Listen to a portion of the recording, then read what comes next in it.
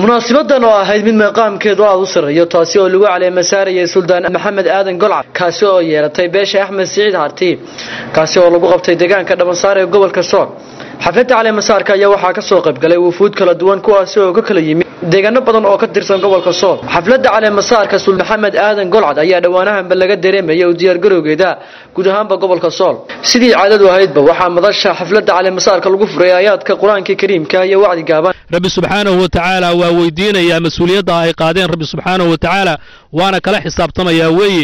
qofkii dayaca ama qofkii ma garanaysa mas'uuliyadda qaadi waaya Rabbi subhanahu wa ta'ala waa kala xisaabtamaya iyadoo ay hadalka isaga dambeeyeen cuqaal odayaal iyo waxgarad iyagoo dhamaantoodba sheegay inay garab taagan yihiin suldaanka cusub ay yeelanayso beesha Axmed Saciid Harti ay la shaqeyn doonaan suldaanka la doortay Suldaan Maxamed Aadan Axmed waxaan kaloo leeyahay suldaanka Suldaan maanta mar hadii beeshaadi iyadoo isku dhan oo aan kala leexanahay ku dooratay annana aanu ku taageeray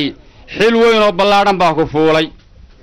xilka ku fuulay ummadoo dhan ba xilka saaran yahay soo qayb gashay xafladda iyo munaasabada Suldaan Maxamed Aadan Axmed Golcad beesha Axmed Saciid ay u dooratay garaadnimada iyo boqornimada suldaanka aynu maanta geedkan ku dooranayno ee beesha Axmed Saciid Maxamed Aadan Axmed Golcad oo aniga saaxiib kale ugu dheer marka hore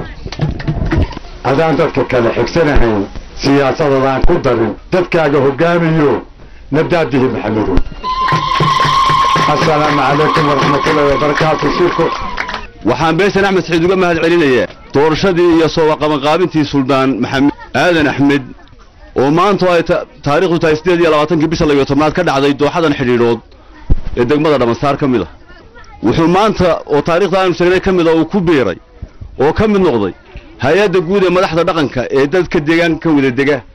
garaadka guud ee gobolka Sool garaad jaamac garaad Ismaaciil Ducaale oo madasha ka jeediyay khudbad dheer oo dhinacyo badan taabanaysa ayaa kula dardaarmay suldaanka cusub inuu si cadaalad ah ugu shaqeeyo hawsha loo igmaday una garab taagan yahay Soomaaliyeed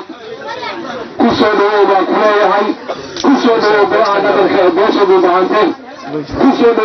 dhawaada dhaqanka ee dooraha gobolka Sool iyo Sanaag iyo Cayn sultaan waxaan ku leeyahay suldaanka jireeyahay ka dhigo ilaahay ka dhigo sultaankii ugu soo hortara ilaahay ka dhigo halkan waa madal weeye waa madal qurux badan waa geed ummadoo dhan ay maanta isugu timi oo ku yaala Dhabansaar waxa weeye sida ummaddu halkan isugu timi ilaahay waxaan kaaga baryaynaa saldanadaada iyo gurigaaga inuu ummaddu ku soo horto inaad iska ilaaliso wartayaha tiyaala halkii anigaale wixii beesha soo dhexmaray aad aragto inaad oran anigaale waan kaala dardaarmaya inii loo noqon maayana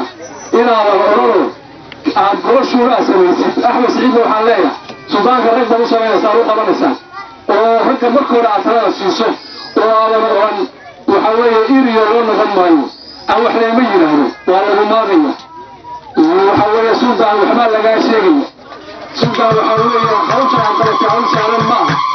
waxa weeye birima adigoo waxa weeye dacwada ay taarikaysa ummadda Soomaaliyeed baa hawsha iska leh waa samirkeeda yeelataa